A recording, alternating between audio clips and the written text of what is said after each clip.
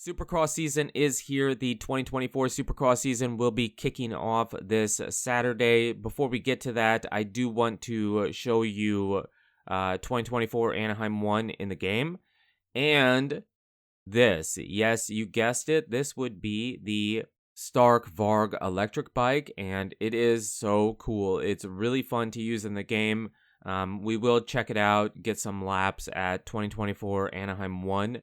A little bit later in the video, but it was so cool I wanted to show it to you first before we jump into it. So again, some laps will be coming later in the video, but most of the video will be from 2024 Anaheim 1 using some different riders and kind of talking about who I think could do good and what I'm expecting and looking forward to out of the opening race and the rest of the 2024 season. So let's jump into it and check out 2024 Anaheim 1.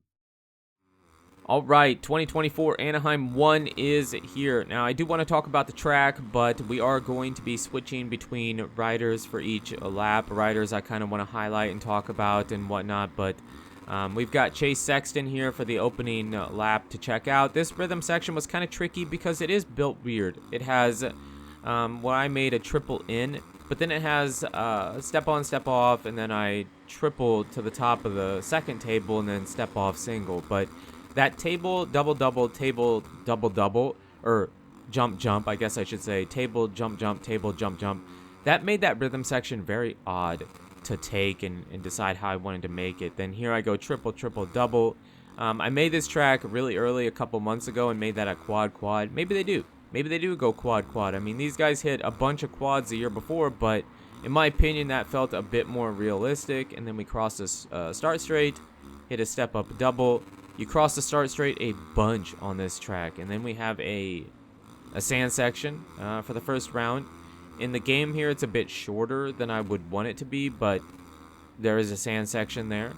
Then the Dragons back out to the start straight, hit the double, and then we have the finish line, the big finish line over the start straight, and then the Supercross triple back to the first rhythm section we talked about. So I kind of want to go back and talk about Chase Sexton a bit, and then maybe we talk about the track a bit later in the video. But Chase Sexton, defending champ, for sure should be fighting for wins and maybe even a championship. I think, he kind of, I wouldn't say it was a gift, but it felt like Tomac had that season wrapped up, but then, racing's racing. He ruptured his Achilles tendon, and then Sexton was there to be able to take advantage of it. So he won the championship. You can't take it away from him. He has the speed. He's really fast. It's just, can he stay off the ground? How well is he going to do on that new KTM for him? That is the biggest questions, but for sure should be fighting for wins and be in contention for a championship. Here we switch over to Tomac, or we already did switch over to Tomac.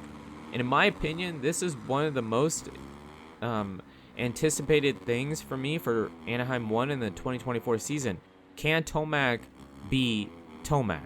I personally believe he is going to unleash beast mode throughout the season. He might not win a 1, but he for sure will get some wins and for sure should be contending for the championship.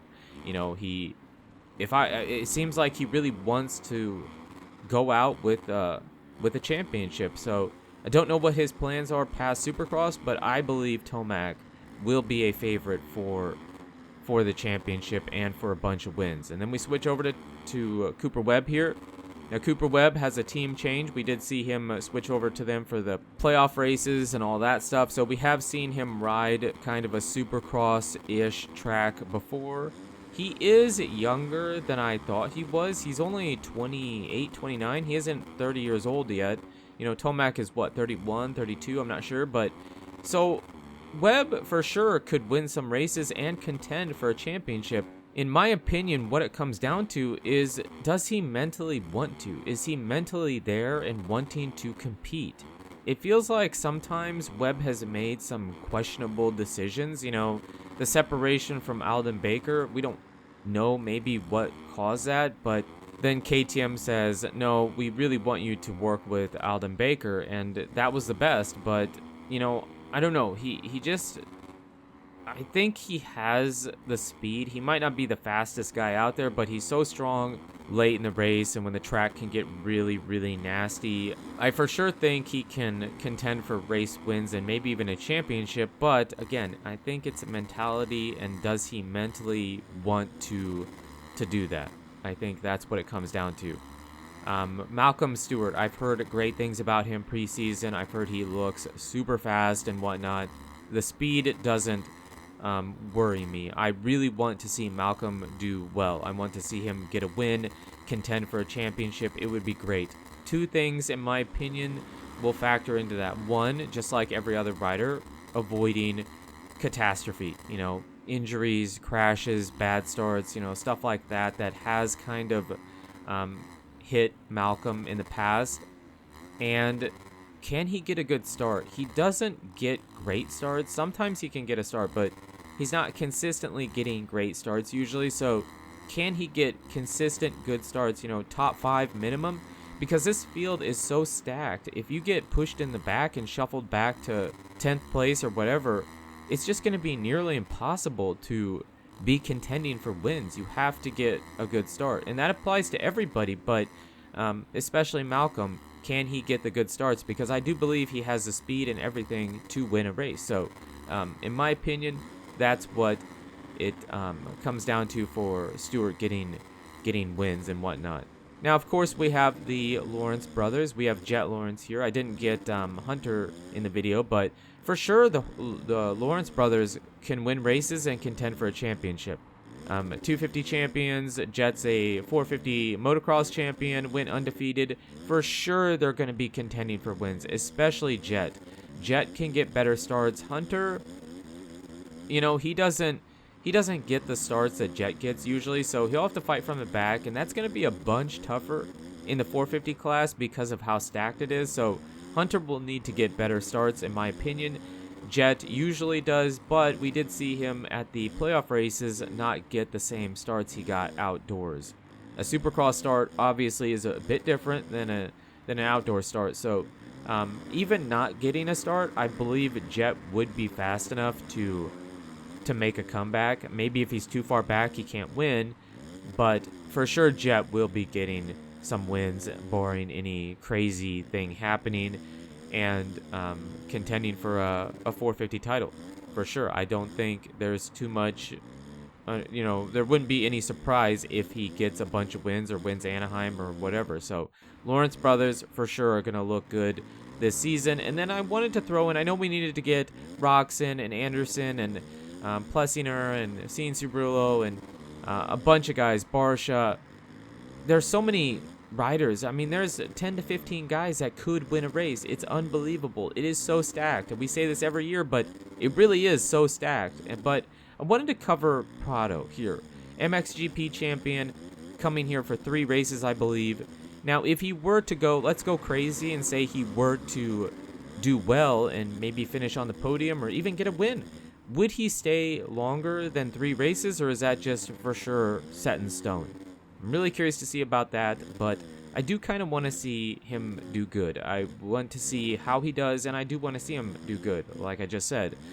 So this is, aside from, the hype of the season and Tomac, Tomac would be my biggest interest for Anaheim 1 in the rest of the season, but after that, I would say Prado. I really want to see how he can do. I know he was showing training videos, hitting whoops, and learning, taking rhythm sections and whatnot.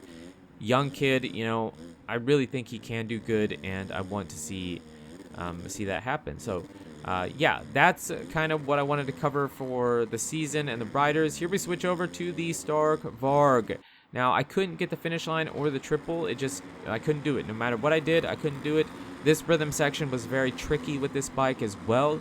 And it is weird because realistically, this bike has a setting to go from 50 to 60 to 80 horsepower. So it would have plenty of power to do it, but in the game it felt a bit weird. It also doesn't have any engine audio whatsoever. I wish it could have the electric motor audio, but it is what it is. So we have like the tires hitting the ground and the ambient noises of the race. So really cool, super fun bike to use. It works really well in the game. It is by Pay 2021. It is free. You can go to his Patreon and download it. It was a Christmas present, so go download it, try it out for yourself. It's super fun to use. Just really cool. So let me know in the comments what you guys think. Who are your favorites to win Anaheim 1, the championship contenders? What do you think about the track? And what do you think about the Stark Varg? Really cool bike, really fun in the game. And yeah, I saw Alex Martin riding this bike at his track in Spring Creek the other day. So really cool. Go check that video out. But you guys and girls are absolutely amazing. Thank you so much for the support on the channel lately. It really does mean a lot. And until the next video, take it easy.